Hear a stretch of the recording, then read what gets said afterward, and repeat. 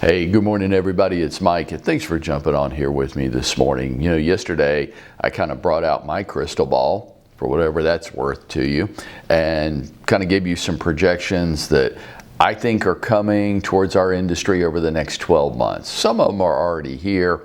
Many of my projections are based on the data and reports that I'm reading throughout the industry. Some of them is built off of my experience. I think the big takeaway from all of the projections is this.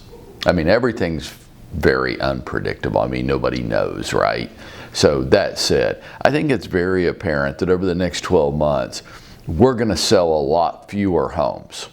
I think prices are going to bump up a little bit more, but transactional volume, the number of homes that we sell throughout the country and here in Atlanta, that number is going to go down a little bit over what it's been for the past couple of years. And it might not go down a little bit. It might go down a lot. Right now, if I had to guess, I'm guessing 35%. I started out early in the summer thinking that it was going to be 15%. Then I thought maybe 20%. Now I think it's a much more serious impact with the rising mortgage rate environment, and that we could see as much as 35% or more fewer home sales. And we ended the call yesterday saying that if you would be willing to dial back in today, we're going to talk about how we adjust, how we pivot to this, because great agents thrive in all markets. And I want you to welcome this news, not to despair, not to be anxious or worried, but to say, how do I make this work for me? How do I take advantage of this? And we let everybody else hide under their beds, suck their thumbs, and cry for their mommies as we adjust and pivot to a changing marketplace. Because this won't be the last time in our careers. 35 years, I've seen markets like this come and go all the time. And if you'll stick with me here, I'm going to give you some concepts on how you can pivot and how you can take advantage of it. Okay? Because my best year as an agent was right in the middle of the worst real estate recession, and this is not going to be a real estate recession. So those of you that try to draw a corollary between 2008 and what's going on now, there's not much corollary to draw from there. 2008 was a real estate related driven recession. Some people would call it a depression. This is not that. Okay, so this will be different. This is more of a general economic condition, not a real estate specific driven occasion. But how did I have my biggest year ever in the middle of the worst real estate market in U.S. history? Well, I'm going to show you. Let's talk about that today. Most of this is going to be your mindset and how you choose to perceive things and process them inside your head. Okay? Number one, here's how we're going to do this. We're going to increase the time we spend each day on our prospecting and marketing campaigns. We are. And we're going to do that starting today. Why? Whatever you've been doing, we're going to multiply it. We're going to increase the intensity. Why? Because this great prospecting solves all problems. And if you think you have a problem that great prospecting won't solve, come see me, because I think you're wrong, and I'll show you how you're wrong about that. Great prospecting solves all problems. So the first thing we're going to do starting today is we're going to pivot. And whatever we've been doing before, we're going to turn the dial up, and we're going to greatly increase the intensity of our prospecting programs. Number two, we're going to become a lot more stingy with our time. Yeah, we are. We're going to start guarding our time much more preciously. Okay? I'm going to cut out unnecessary expenses. I'm going to cut out time with ineffective people, goofers, shuckers and jivers, people that don't inspire and motivate me to want to be better. I got no time for those people now. I'm going to cut out the wasted time. You know what that is, right? The ridiculous TV, the time I spend on issues that are inconsequential. Like I tried to get a friend of mine tried to get me to come to a political rally that he supported. And my response to him is, I don't support any politicians. I don't contribute to any political campaigns. Why? All charity begins at home. And when markets start to decline and I have to pivot and adjust, I get stingy with my time and I get stingy with my money. And it's not going to a politician, neither my time or my money. And I say that about a wide range of issues. I'm going to cut out the wasted time, the TV, the social media. Have any of you found this? TikTok, while very entertaining, can be a huge time suck. Like 30, 45, 60 minutes can just evaporate as I scroll from one TikTok video to another. I'm going to pivot. We no longer have goof off time like that. We're going to get serious. I'm going to pivot to some positive things. Family and friends. I'm going to spend more time with them. I am. I'm going to tighten down my diet and exercise. Why? The next 12 months could be a time of uncertainty, which breeds tension and stress. Okay, I got to be careful what I'm putting in my body during a time of tension and stress, and I need to make sure that I'm getting an appropriate amount of exercise each day so that I can deal with the tension and stress. Some of you aren't doing this, and this is a huge mistake on your part, and I want you to hear me about this because I care about you.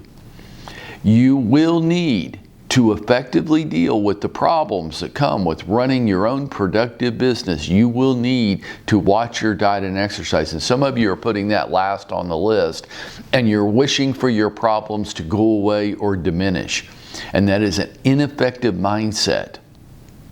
Listen to me here. That is an ineffective mindset. You do not want to wish your problems to go away or diminish. You want to wish for the wisdom to deal with them appropriately.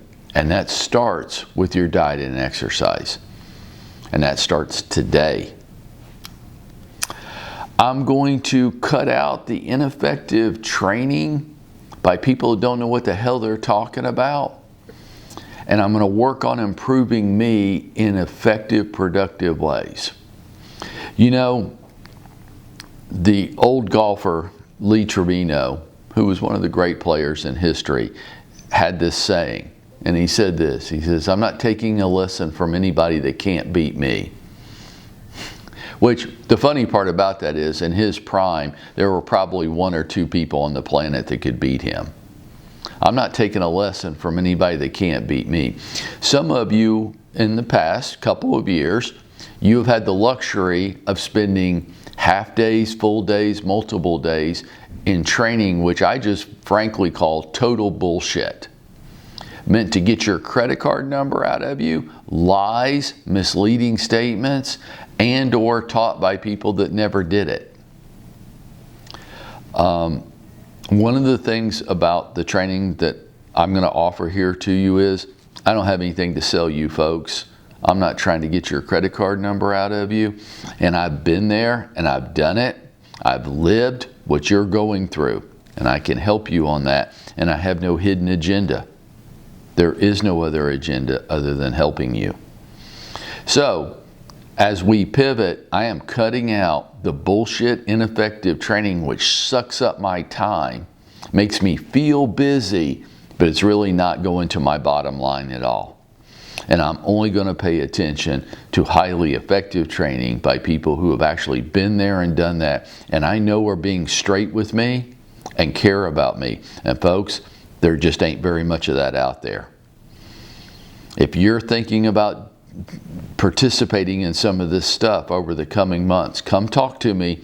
I've probably already sat in it, and I can tell you whether it's worth your time or whether you'll just be filling up your days with junk.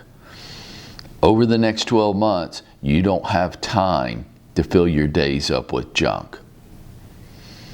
I want to make sure as I pivot that I am working on my business and that I've made my business a top priority in my life. Is it the number one priority? I honestly don't know how you ever could say that. Those of you with children, which one's your favorite, right? You can't say. You love all your children differently. You can't rank them. What's the number one priority in my life? I don't know. When are you talking about? Are you talking about 8:40 on a Thursday morning? Then I guess my business is the top priority. But that could change with the phone call. And then all of a sudden my family is the top priority. It depends on what moment we're talking about. Is my business one of the top priorities in my life? It better be. If it's not, this coming shifting marketplace could be a real danger to you. Does it need to be more important than everything else in your life? Our lives don't work like that. It's like asking you to pick your favorite song or your favorite movie. How are you going to do that? I have a number of favorite songs. I have a number of favorite movies. Which one's my most favorite? I don't know. What a stupid question. And by the way, I don't have to pick. Who says I have to pick one? This is your game. It's not mine. I have a number of priorities in my life. Sure, my family's a priority. Sure, my business is a priority because I'm trying to provide a lifestyle for my family. Sure, I'm a priority. I'd like to have a life too. All these things are a priority. Over the next 12 months, you need to make sure your business is a top priority and it gets the time and attention from you that it needs and deserves. I'm going to seek out good training, good coaching. I'm going to watch. Here's my final point for you this morning. I'm going to embrace the suck. I'm going to embrace the suck. Yeah, it's hard. Of course it's hard. Anything worthwhile is hard. Everything's hard. Being poor is hard. Having money is hard. Having a good marriage is hard. Having a bad marriage is hard. Choose your hard, folks. Embrace the suck. We're going to have to focus, bear down, give more time and attention to our business, be able to handle the problems, the stress, and the anxieties that come along in a very effective way. But if you'll join arms with me here, if we'll work together on this, we're going to pivot and we're going to thrive. And everybody else can hide under the bed, suck their thumb, and cry for their mommies. And we're going to take advantage of the opportunities that are available to us. And folks, that's just very simply how we're going to go out and make it happen for ourselves.